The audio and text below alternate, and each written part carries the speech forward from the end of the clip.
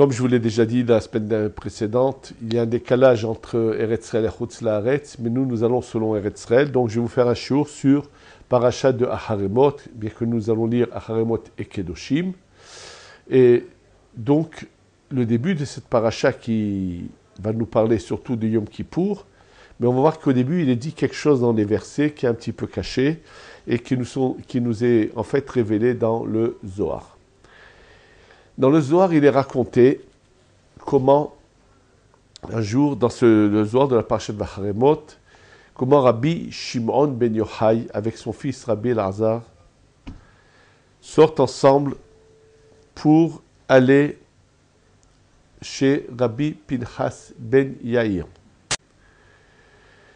qui est en famille avec Rabbi Shimon ben Yochai, pour étudier la Torah. Et au moment où ils sortent, voilà que arrive un groupe de Chachamim d'une certaine ville, et quand ils rencontrent, donc pendant que Rabbi Shimon ben Yochai avec Rabbi Elazar sont en route, ils le rencontrent, et Rabbi Shimon ben Yochai les questionne et leur dit: vous êtes venus pour quelle raison? Si c'est parce que la pluie n'est pas tombée depuis longtemps, sachez que j'ai regardé là-haut et j'ai vu qu'ils se sont retournés face à face. Je dis les termes du Zohar, bien sûr, je vais après vous les expliquer, mais je voudrais d'abord dire textuellement en français, les termes sont mentionnés en arabe dans le Zohar. Et si c'est pour étudier la Torah, alors venez avec nous. Alors ils m'ont dit, on est venu en fait pour étudier, simplement on va quand même envoyer un de nous dire aux gens qui n'ont plus à s'inquiéter, puisque la pluie va revenir, comme tu nous l'as dit. Bon, qu'est-ce qu'il a voulu dire dans cette phrase? En fait, il y avait des chérubins dans le temple qui étaient des fois miraculeusement unis face à face, ou des fois dos à dos. Le dos à dos signifiait que Dieu n'est pas content de notre attitude, de notre action. Et lorsqu'il y a une sorte de réconciliation, parce qu'on s'est amélioré, on a fait quelque chose de bien, ou qu'il y a eu des tzadikim qui ont annulé les mauvais décrets, donc, de nouveau, ils sont face à face. Bien qu'au temps de Rabbi Shimon ben Yochai, il n'y avait plus les chérubins, mais ce qu'eux représentent, ces lumières qu'ils représentent dans le monde de la Hatzilut, qu'on pourrait appeler, pour ceux qui voudraient le savoir, Tiferet ou Malchut, ou Zund et Hatzilut. Alors, ces lumières-là sont des fois face à face, des fois dos à dos, puisque la dernière lumière qu'on appelle la Malchut, c'est à travers elle que nous recevons ce qui doit descendre du monde de la Hatzilut vers nous. Et donc, en fait, il leur a dit ce qu'il avait vu dans le monde supérieur, bien qu'il était là sur terre, Rabbi Shimon ben Yochai. Ensuite, le Zohar continue à raconter que lorsqu'ils sont arrivés chez Rabbi Pinchas ben Yair, voilà que Rabbi Shimon ben Yochai et Rabbi Pinchas ben Yair invitent Rabbi Eliezer à parler. Et là, Rabbi Eliezer commence par cette paracha, et il pose la question suivante. Il est marqué, Vaidaber Hashem Moshe lemor, Acharemot shene ben Aaron bekovatam bifnei Hashem yamutu. Dieu a parlé à Moshe en lui disant, après la mort des deux enfants de Aaron, en se rapprochant de Dieu, ils sont morts. Et ensuite, c'est marqué, Vayomer Hashem el Moshe, et Dieu a dit à Moshe, et il lui enseigne les lois de Kippour. Et là, Rabbi Elazar pose la question suivante. Il leur dit, mais qu'est-ce qu'a dit Dieu dans le premier passouk? C'est marqué, Vaidaber Hashem el Moshe. Bon, Dieu a parlé à Moshe en disant, on ne voit pas ce qu'il lui a dit. Et de nouveau, il est marqué, Vayomer, il a dit. Alors, mais qu'est-ce qu'il a dit dans le premier passouk? Et là, il nous révèle quelque chose de très intéressant, c'est que Moshe se posait la question, pourquoi les enfants de Aaron ont-ils eu ce châtiment, cette punition de mourir comme ça?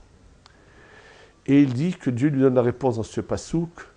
Il n'est pas dit Behakrivam lorsqu'ils emmènent un sacrifice, mais il est marqué Bekorvatam lorsqu'ils se rapprochent. Et il dit, étant donné que les kétoret, les encens, c'était uniquement le Kohen Gadol Aaron qui pouvait les emmener, et que eux ont voulu emmener les encens alors qu'ils n'étaient pas autorisés à le faire. Donc c'est pour ça, ils ont voulu se rapprocher de Dieu de trop, donc ils sont morts. Et donc Rabbi Elazar dit, et vous voulez que moi je parle avant mon père, avant mon grand-père? Son grand-père, c'est Rabbi Pinchas ben Yair, donc il refuse. En fait, il y a dans ces termes du Zohar un enseignement très important.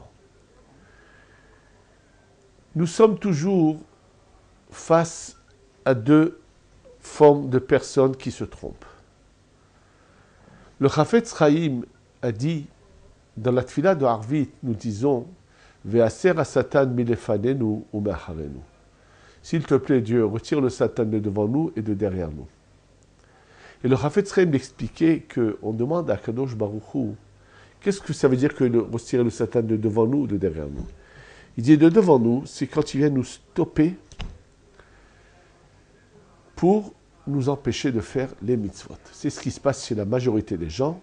Comment il les stoppe? Il arrive à les convaincre, c'est pas le moment, toutes sortes d'arguments qu'il peut avoir, ou bien c'est trop bon, laisse tomber, oublie. Bon, bref, les arguments, il en a d'énormes pour nous empêcher de faire les mitzvot.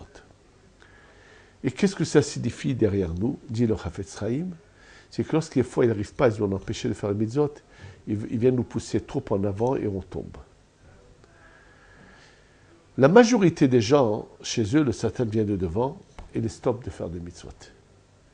Il y a une minorité chez qui le Satan n'arrive pas à stopper de devant. Alors il vient par derrière les pousser. Il s'agit surtout de Baalei Tshuva. En fait, les enfants de Aaron, nous savons qu'ils n'étaient pas mariés. Eux voulaient se rapprocher de Dieu. Et le Shla Kadosh, pour nous expliquer leur erreur, il dit, il ne faut pas monter vers Dieu, mais il faut faire descendre Dieu vers nous. En fait, dans cette phrase du Shla Kadosh, se trouvent cachés les fondements du judaïsme. Qu'est-ce qui est la différence entre le judaïsme et les autres religions, surtout avec la chrétienté?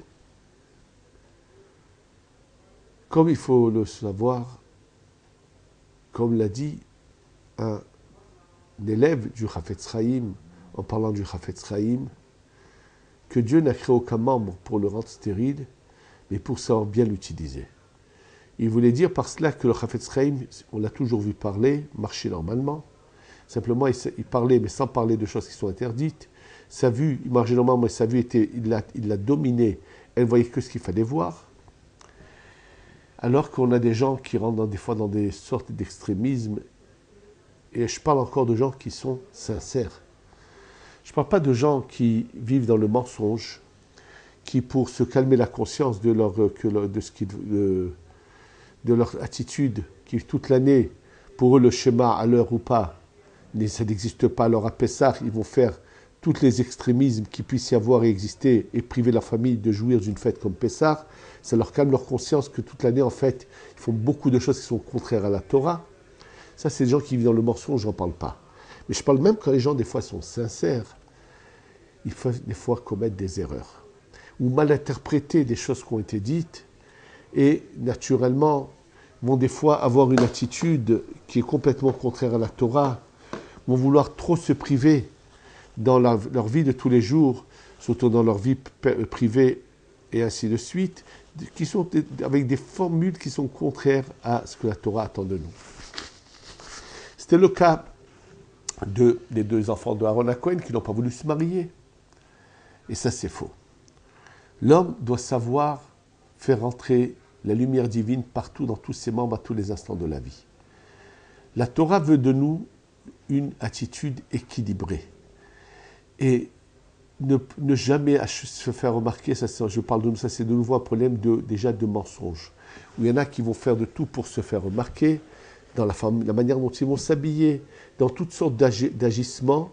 Je répète, malheureusement, c'est surtout le cas de gens qui ont fait teshuva, qui rentrent dans des extrémismes et souvent ils ne se rendent pas compte qu'ils sont dans le mensonge. Ils sont persuadés qu'eux représentent la vérité de la vérité, tout ce qu'on veut, comme ils voudront l'appeler, ce n'est pas important. Et la Torah vient nous montrer quelle est notre attitude, cette attitude équilibrée. Sachez que ces enfants de Aaron, ça a été révélé par un Mekoubal des générations précédentes, qui a eu l'occasion de retrouver ces âmes de Nadav et Avihu. Il lui a été révélé que plusieurs centaines de fois ils sont revenus en Gilgoul, en réincarnation, et sont toujours morts avant leur mariage pour expier cette faute de ne pas s'être mariés dans cette vie qu'ils étaient enfants de Aaron. Deuxième point important qu'il faut apprendre d'eux, que nous faisait remarquer le Rav Tzadka, c'est qu'il est dit que Nadav et Avihu disaient au sujet de Moshe et de Aaron, quand est-ce que ces vieillards vont mourir et toi et moi nous allons diriger le peuple d'Israël. Nous savons que c'était des tzadikim, c'était des saints qui ont voulu aller très haut. Donc comment pouvaient-ils dire une telle phrase? Et le Rav Tzadka Zichrono Livracha a expliqué qu'en fait, eux voyaient souvent des gens venir chez Moshe et Aaron se plaindre de certaines choses. Et Moshe et Aaron, avec toute leur patience, répondaient aux gens, les calmer, leur dire on va parler à Dieu, chercher, même que les plaintes étaient des fois des plaintes stupides, qui n'étaient pas du tout vraiment correctes. Surtout, c'était des fois, ils se plaignaient contre Dieu. Mais Moshe et Aaron avaient beaucoup de patience. Nadav et Avihu disaient, mais quand ce sera nous qui dirigerons le peuple, quand ils viendront se plaindre de cette manière-là, ils verront comment on va les remettre en place, comment on les punira.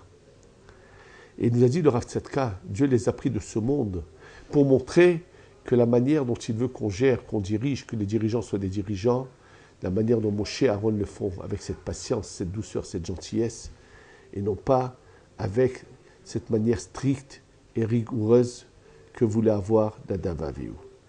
Et c'est de nouveau le moment de rappeler à tous ceux qui dirigent, même une classe, une communauté, quel que soit leur poste, et à plus forte raison quand ils dirigent les écoles, que notre manière à nous de la Torah, c'est d'avoir beaucoup de patience, de rapprocher la jeunesse, de ne pas la jeter des écoles, et encore moins des yeshivot, et savoir trouver à chacun la manière de lui faire pénétrer en lui la lumière divine pour qu'il comprenne qu'il est dans l'erreur.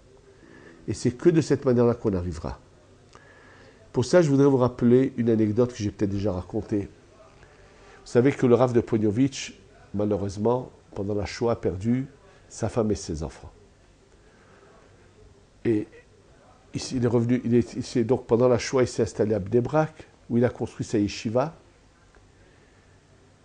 Et quand il s'est remarié, tous les soirs, il passait dans les dortoirs pour voir si quelqu'un fallait le couvrir ou pas. Et il se baissait, embrassait sur la joue chacun de ses élèves. Voilà qu'un jour, un des élèves, malheureusement, a mal tourné et s'est écarté de son judaïsme. Ça a duré 20 ans. 20 ans plus tard, il est revenu à son judaïsme. Et quand il est revenu à son judaïsme, il a dit, vous savez pourquoi je suis revenu? Pendant 20 ans, ma joue me brûlait. Il se rappelait la manière avec quelle douceur le Rav de Poniovitch l'avait embrassé. Et regardez un peu l'effet, l'impact que ça a eu. Je crois que c'est un enseignement très important qu'on a retiré de cette paracha. Et qu'est-ce qui vient après? C'est Kedoshim Tihu, vous serez saint. Être un saint, c'est être équilibré et sans extrémisme. Et c'est pour ça qu'ils sont souvent ensemble, ces parachiotes, pour nous apprendre de Aharemot chez Nébé Aaron. Si on apprend de la leçon des deux enfants de Aaron, être un vrai saint, c'est de faire les choses comme cela, sans extrémisme. Si on le fait comme ça, alors Be'ezrat Hashem, on ira dans la bonne voie. On sera zoché à la Géoula Shlema, chez Tavo Bimera Biamenu. Amen.